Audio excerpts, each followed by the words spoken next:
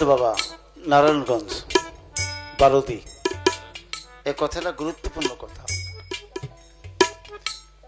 একটু যখন বড় হলেন তখন ওর মা বলল, বাবা তোকে দীক্ষা নিতে হবে।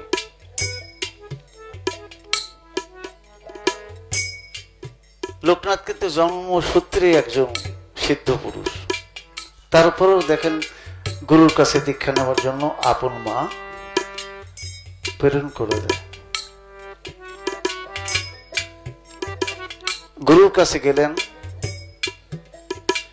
তো গুরু তখন চোখ বন্ধ করে ধ্যানে আছে। লোকনাথ সামনে যাওয়াতে চোখ খুলে বললেন, লোকনাথ তুই দীক্ষা নেবার জন্য আসছিস বাবা, তাই না? বলে, হ্যাঁ বাবা।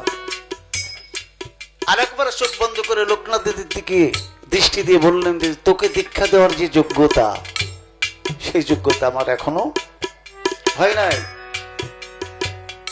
তুই ফিরে যা।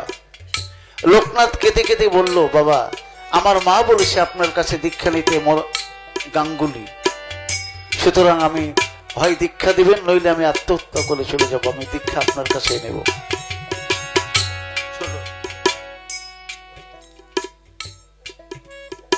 ভগবান গাঙ্গুলি বললেন, তুই তাহলে পাহাড়ের নিচে দাঁড়িয়ে থাক, তোকে দীক্ষা দেওয়ার যে যোগ্যতা দরকার সেটা অর্জন করতে আমি সাধনায় গেলাম পাহাড়ের উপরে। এই দুইটা শিক্ষা নেবেন আপনারা। 1 বছর 2 বছর 3 বছর 4 বছর 40টি বছর গুরু নিচ থেকে নামে না। আর লোকনাথ বাবা পাহাড়ের নিচ থেকে বাড়িতেও যায় না, ধৈর্য থাকতে হবে। সিদ্ধ পুরুষ ভগবান গাঙ্গুলি যোগ্যতা অর্জন করে নিচে নেমে আসতেছে, আর এই 40 বছরে লোকনাথ মানে তার ক্ষমতাও বেড়ে গেছে।